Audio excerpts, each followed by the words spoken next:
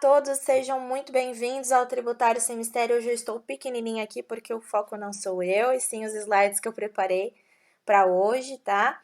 Vamos falar um pouquinho sobre prescrição e decadência, voltados aí para o exame da OAB.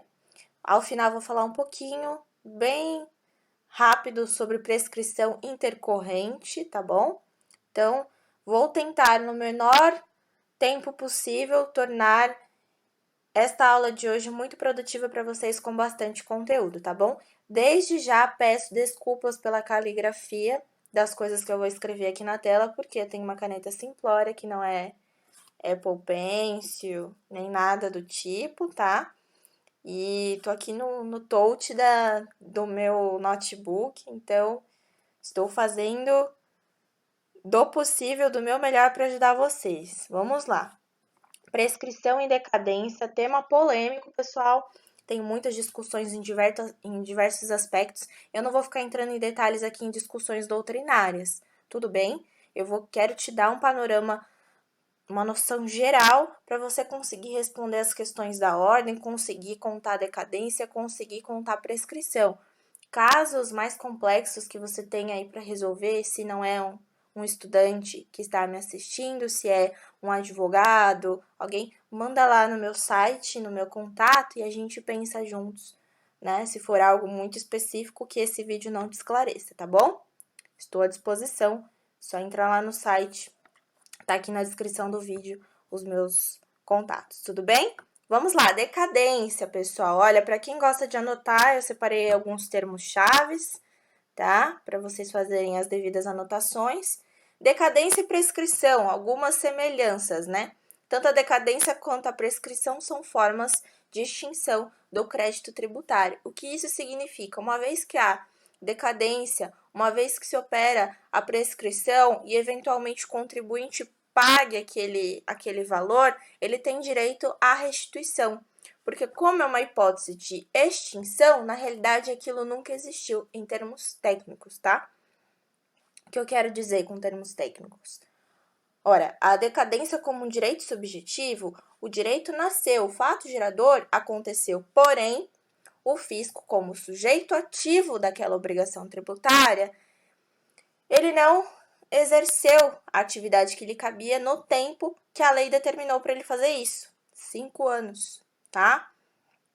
Então, é por isso que eu digo que em termos técnicos, nunca existiu em termos técnicos porque ocorreu a decadência ou a prescrição, tá? Então, dois dispositivos chaves para vocês entenderem a decadência. O 173, tá? Do Código Tributário Nacional e o 150, parágrafo 4º. Quando eu vou usar a contagem de um, quando eu vou usar a contagem de outro. Olha só, vamos ver isso a partir de agora. Então, vamos lá. Regra geral aqui do artigo 173 é: o direito de a Fazenda Pública constituir o crédito tributário extingue-se após 5 anos contados do primeiro dia do exercício seguinte àquele em que o lançamento poderia ter sido efetuado. Do primeiro dia do exercício seguinte àquele em que o lançamento poderia ter sido efetuado. Vamos já falar sobre isso. Esse é o 173, inciso 1º. Agora, a peculiaridade está no 150, parágrafo 4º. O lançamento por homologação, que ocorre quanto aos tributos cuja legislação atribua ao sujeito passivo o dever de antecipar o pagamento sem prévio exame da autoridade administrativa, opera-se pelo ato em que a referida autoridade, tomando conhecimento da atividade assim exercida pelo obrigado, expressamente a homologa. Parágrafo 4º. Se a lei não fixar prazo, a homologação será de 5 anos, a contar da ocorrência do fato gerador. Expirado esse prazo sem que a Fazenda Pública se tenha pronunciado, considera-se homologado o lançamento e definitivamente extinto o crédito, salvo se comprovada a ocorrência de dolo, fraude ou simulação. Então, vamos lá. Vamos aos garranchos aqui, né? Já peço perdão novamente para vocês da caligrafia. Então, eu tenho duas situações aqui na decadência. Eu tenho a hipótese do 173. Ai, meu Deus. Do 173, parágrafo não, inciso 1º, que vai falar Quando que eu vou usar esse dispositivo? Nos lançamentos de ofício e declaração.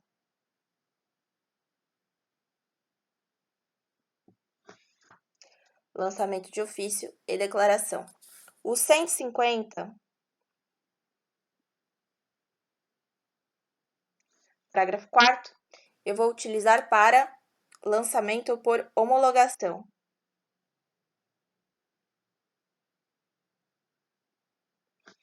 Exemplo de cada um. IPTU,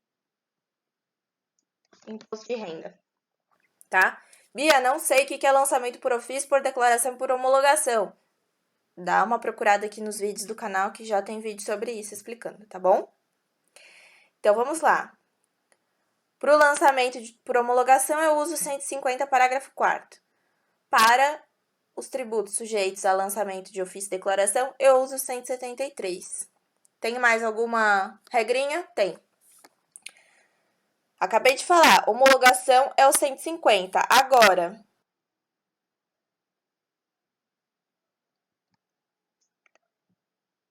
no lançamento por homologação, o que acontece? A pessoa faz todo o cálculo, declara e já recolhe.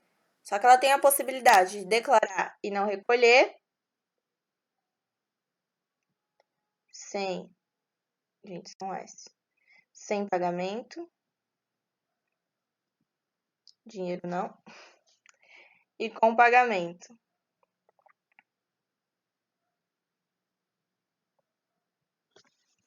Com pagamento. Se for sem o pagamento, a contagem vai ser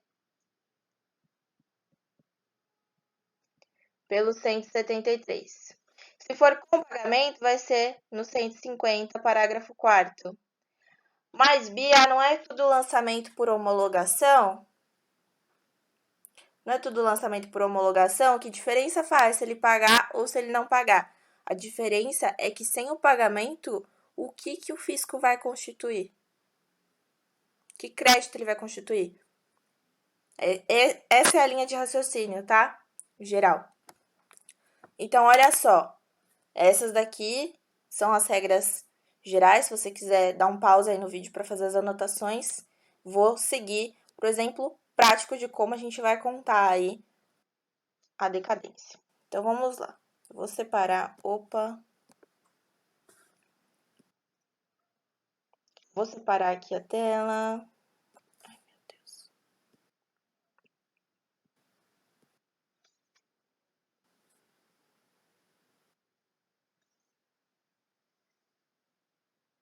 Vou separar aqui a tela para a gente fazer a contagem dos dois, tá? Então, aqui eu vou fazer a do 173 e aqui a do 150. 173, vou pegar um exemplo de um IPTU, certo? Que foi lançado em 2012.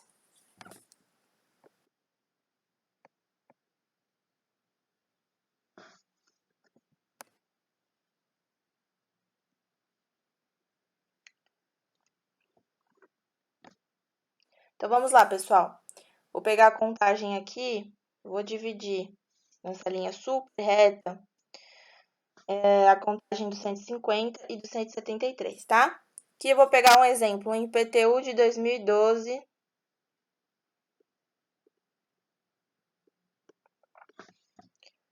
E aqui eu vou pegar o imposto, um ICMS, só para ser diferente. Um ICMS de 2000, tá? Olha só, 173. Lembra da redação? A partir do exercício seguinte àquele em que o lançamento poderia ter sido efetuado. O IPTU, o IPTU de 2012, ele poderia ter sido lançado em que ano? Ora, no ano de 2012, certo? Então, no inteirinho daquele ano de 2012, poderia ter sido efetuado o lançamento. O inciso vai falar exercício financeiro seguinte ao que o lançamento poderia ter sido efetuado. Se o lançamento poderia ter sido efetuado em 2012, quando que eu vou começar a contar? 2013, tá? 2013. Mas espera aí, 2013 eu começo 1, 2, 3, 4, 5 ou 0, 1, 2, 3, 4, 5? Veja só, se você faz uma leitura rápida do inciso, você vai começar a contar. 2013, 1, 2014, 2, 2013, 2013, 14, 15, 16, 17. Certo? Mas não é. Aqui vai começar 0, 14, 1, 2015, 2.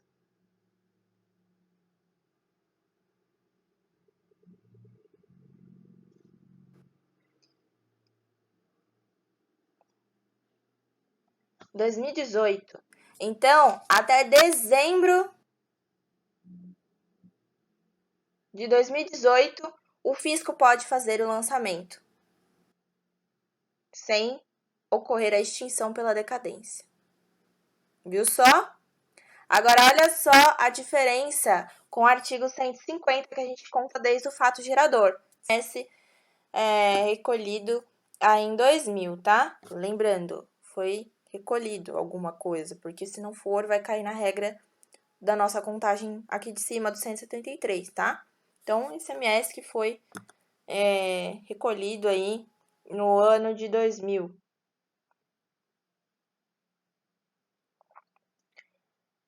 Ao invés de eu projetar o 0 que eu projetei aqui para o ano seguinte, este ano já vai ser o meu 0.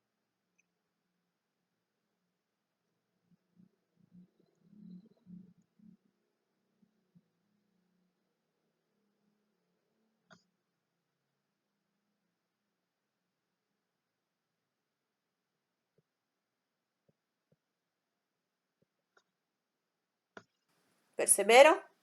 Olha aqui. No 173, o meu 0 é projetado para o ano seguinte. No 150, o meu 0 já é ali da ocorrência do fato gerador. Aqui em tese eu tenho 1, 2, 3, 4, 5, 6. Aqui em tese eu tenho 1, 2, 3, 4, 5, 6, 7. Você ganha um ano nessa brincadeira. Tô contando daqui, tá? 1, 2, 3, 4, né? Tá? Então, essa é a diferença crucial. E o que acontece na hora da prova, se você não sabe dessa diferença, você perde um ano aí na contagem, pode acabar colocando na alternativa que algo está prescrito quando não tá, algo que não prescreveu quando na realidade prescreveu. Tá bom? Então, muito cuidado com relação a isso. Deixa eu fazer outras observações aqui nos incisos. Vou pegar o marca-texto. Ó, isso aqui foi o inciso primeiro. Agora, olha o inciso segundo. Da data em que se tornar definitiva a decisão que houver anulado por vício formal o lançamento anteriormente efetuado. Eu tenho um lançamento, impugno administrativamente, falo que alguma coisa está errada, tem uma decisão que anula esse lançamento realmente, houve vício formal nesse lançamento. Da decisão definitiva, eu vou começar a contar os 5 anos de novo, que tem para lançar, mas dessa vez certo, tá bom? Olha o parágrafo único. O direito a que se refere este artigo extingue-se definitivamente com o decurso do prazo nele previsto, contado da data em que tenha sido iniciada a constituição do crédito tributário, pela notificação ao sujeito passivo de qualquer medida preparatória indispensável ao lançamento. Olha o cuidado, indispensável ao lançamento.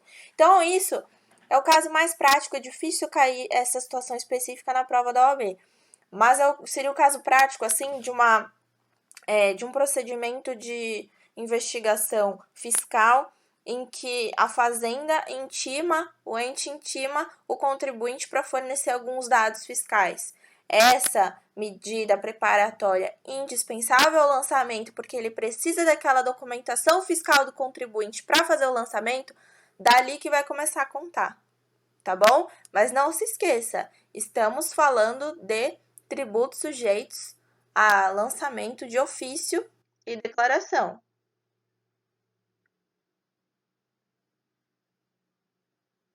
Tá bom? Muito cuidado.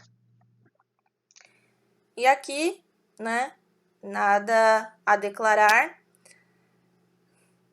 Tributo sujeito a homologação, nada a declarar.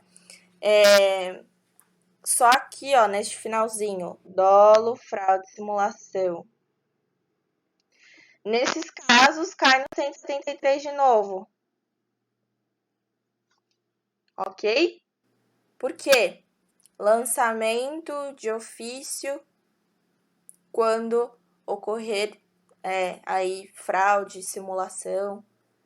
A fazenda, ela, por um lançamento de ofício, ela constitui aquilo que o contribuinte, por dolo, fraude, simulação, não se valeu, tá? E aí você acaba caindo como dolo, fraude e simulação, uma espécie de lançamento de ofício, você acaba caindo na regra do 173, tá? Mas, ó, isso aqui que eu expliquei para vocês, essa contagem e essas regrinhas aqui são suficientes para sua prova, tá bom? Como eu falei, é muito controverso decadência e prescrição. Eventualmente pode ter alguma coisa aqui que eu não tenha dito especificamente, tá? Mas eu tô tentando tornar o vídeo o mais curto possível, acho que eu não estou conseguindo, mas vamos lá. Eu acho que está interessante. Prescrição. Vamos lá. 174 e o mesmo 156 que fala que é uma hipótese de extinção. Aqui nós estamos falando de exigibilidade, um direito de ação. Aqui pressupõe que o crédito existe, que há crédito, ou seja, que já se operou o lançamento, tá? Aqui, depois do lançamento, tá bom? Antes do lançamento, como ainda não houve lançamento, a gente fala de decadência. Depois do lançamento, a gente fala de prescrição, tá bom? Essa prescrição ela pode ser interrompida por uma das hipóteses que estão no parágrafo único do 174, tá? Agora, olha só o que fala o 174. A ação para cobrança de crédito tributário prescreve em 5 anos contados da data da sua constituição definitiva. Então, cuidado com os termos. A prescrição é a partir do lançamento. O que o artigo está falando? Constituição definitiva. Ah, mas pelo lançamento se constitui definitivamente. Definitivamente, pelo amor de Deus, grifa, coloca glitter em cima disso aí. Definitiva. Definitiva. O que eu quero dizer com isso? Vamos aos desenhos. Vamos aos desenhos, depois eu volto aqui nas hipóteses de interrupção da prescrição. Vou fazer uns desenhos aqui, o meu modelo para tornar mais didático. Vamos lá. Então, tem o lançamento, certo? Eu vou pegar o exemplo do IPTU, que eu adoro IPTU. Eu acho IPTU gente como a gente. Lançamento do IPTU.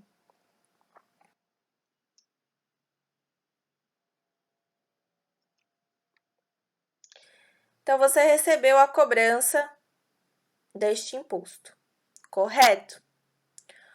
Todo lançamento tributário, quando você é notificado, você recebe a notificação para pagamento, mas você tem por garantia do decreto 70235,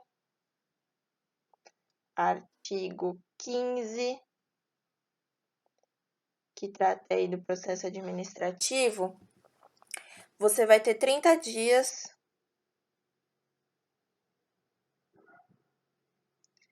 para impugnar.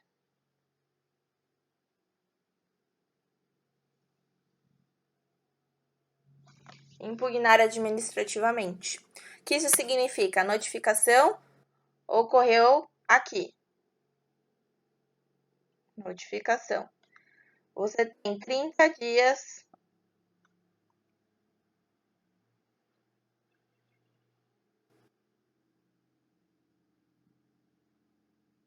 para impugnar.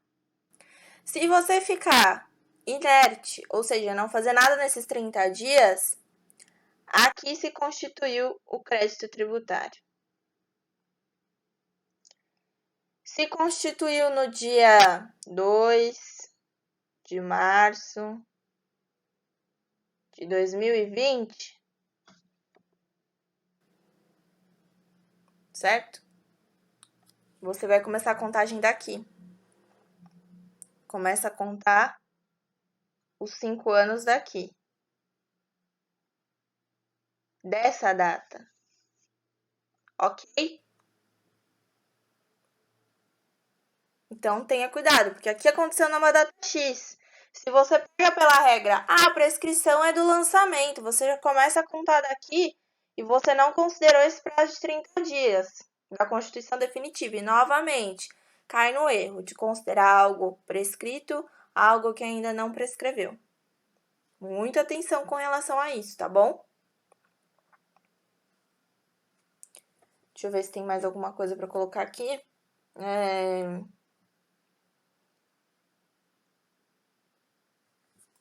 Não. Agora, mais uma coisa, acho que dá até para fazer aqui. Deixa eu apagar. Acho que tem. Pessoal, olha só. Se eu estou falando de um tributo sujeito a lançamento por homologação, é aquele tributo que o contribuinte ele mesmo calcula o valor devido e faz o recolhimento pertinente. Então, olha só. Ele calculou, ele pagou, tá tudo certo ou não, o fisco vai homologar depois e ver se tá tudo certinho mesmo. Mas olha só, quando o contribuinte ele declara,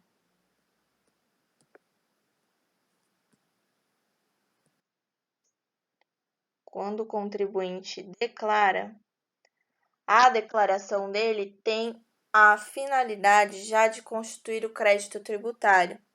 Portanto, declaração e vencimento, quando essas duas palavrinhas aparecerem para vocês no enunciado, fiquem alertas.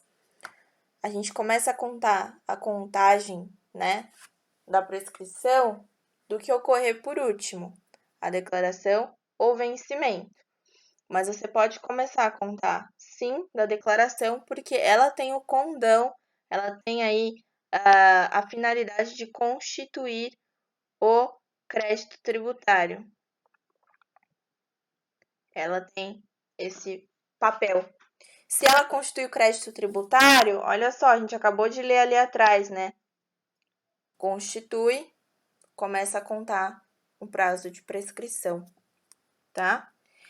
E essas hipóteses de interrupção da prescrição? O que precisa estar atento com relação a isso? Despacho do juiz que ordenar a citação em execução fiscal. Então, assim, o contribuinte recebeu uma notificação de execução fiscal, você não conta desde a notificação, né? Você vai parar de contar a prescrição para ver se realmente prescreveu do despacho. Em regra, tô falando de OAB. O OAB pede literalidade dispositivo na maior parte das vezes, tá? Então toma cuidado. Outra coisa, se você fez um parcelamento, certo?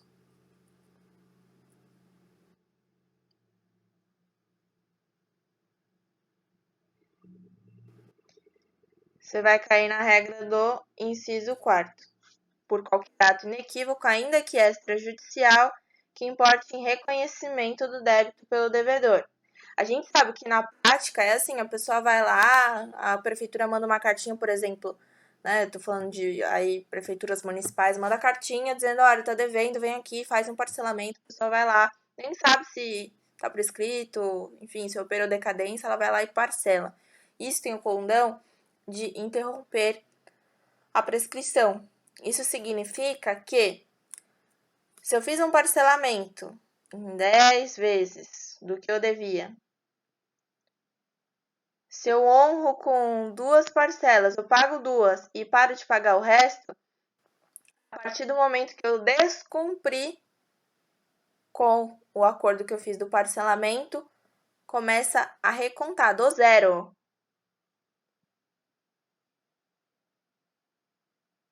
Ok? Interrupção. Para, começa a recontar tudo de novo. Tudo bem? Olha só, para fechar, vamos falar um pouquinho sobre prescrição intercorrente. Está na Lei de Execuções Fiscais, a Lei 6.830. Vou tirar esse vermelho aqui que não vai dar para ler direito. O juiz suspenderá o curso da execução enquanto não for localizado o devedor ou encontrado bens sobre os quais possa recair a penhora. E nesses casos, não correrá o prazo de prescrição. Suspenso o curso de execução, será aberta a vista dos autos ao representante judicial da Fazenda Pública. Parágrafo 2º, decorrido o prazo máximo de 1 ano, sem que seja localizado o devedor ou encontrados bens penhoráveis, o juiz ordenará o arquivamento dos autos. Encontrados que sejam a qualquer tempo devedor aos bens, serão desarquivados os autos para prosseguimento da execução.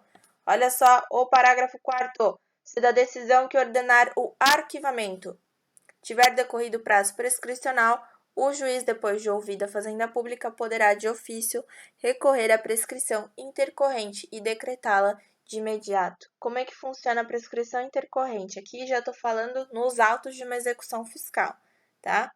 Execução fiscal.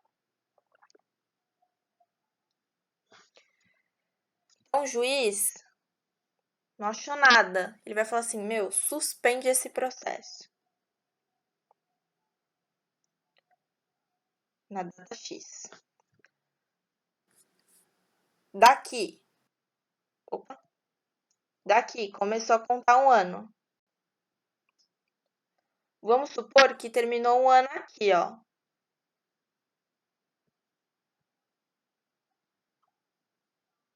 Um ano suspenso, volta lá. Um ano, certo? Não achou nada. Ficou parado um ano. Daqui, se continuar parado, né? Enfim, vai começar a contar daqui 5 anos da prescrição intercorrente. Certo? Na prática, o que acontece? As procuradorias fazem os agendamentos certinhos do processo para quando está na iminência de dar 5 anos. Manda desarquivar, procurar bens, enfim. Aí fica nesse loop para sempre. Não acho devedor, né? Não acho devedor, manda suspender. Suspender um ano, começa a contar para 5 anos. Quando tá chegando 5 anos, a Fazenda pede vista, se pronuncia, enfim, tá? Mas aqui, então, na realidade, você tem o quê? Quase 7 anos para acontecer uma prescrição, né? Dentro da execução fiscal, quando você está falando de prescrição intercorrente. Você vai considerar um ano da suspensão e vai começar a contar os 5, né? 5 anos. 0, 1, 2, 3, 4, 5. Que eu digo 0? Se você está no ano de 2001, não dá para você contar a partir de 2001, porque ainda não deu um ano. Um ano vai fazer em 2002. Então, aqui foi um 0. 2003, 1 e assim sucessivamente, que nem eu expliquei nos outros slides anteriores. Tá bom? Olha, pessoal, eu tentei, é muito difícil, até pelos meus recursos aqui, singelos tecnológicos, trazer com uma maior clareza esses institutos tão complexos da prescrição e decadência, mas eu espero que o pouco que eu tenha feito aqui tenha auxiliado. Se restou alguma dúvida, né, a gente pode pensar em dividir em casos práticos só uma aula específica para prescrição, outra só para decadência e uma sobre prescrição intercorrente. Prescrição intercorrente tem muita discussão por conta dos marcos, o marco inicial, se a fazenda faz alguma coisa, se aquilo conta ou não, como, né, como interrupção desse prazo, enfim. É bem complexo, mas para sua prova eu acredito que você tenha conseguido absorver aí conceitos importantes para não se perder na contagem, tá? Eu postei algumas questões durante a semana lá no Instagram e vi que a maioria dos erros eram questões que envolviam datas, né?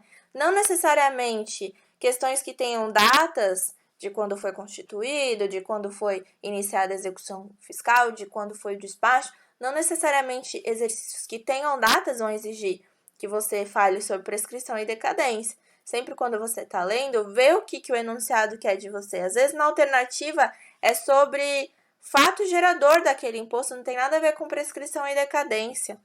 Então, poupa o seu intelecto. Então, na hora que está fazendo a questão, lê ela inteira antes de ficar supondo coisas. Faz uma primeira leitura para ver o que ele quer e aí, sabendo o que ele quer, você vai conseguir caçar lá no enunciado a resposta correta, as informações que você precisa para chegar à sua conclusão, tá bom? Muito obrigada. Qualquer dúvida que vocês tenham do vídeo, se quiser o slide também, pode pedir aqui no tributariossemmistério.com.br. Lá tem uma flechinha contato, você me envia um e-mail, tá bom? Ou no Instagram, você pede lá pelo direct tributário SM. Tudo bem? Espero que vocês tenham gostado, fiz com muito carinho. Muito obrigada por sua participação. Se inscreva no canal, compartilhe com seus amigos esse vídeo e ajude a divulgar esse trabalho que tem o único fundamento aí, o único objetivo de compartilhar conhecimento e ajudar a todos que se preparam para esse exame em Direito Tributário, matéria maravilhosa. Um abraço para vocês, uma excelente semana.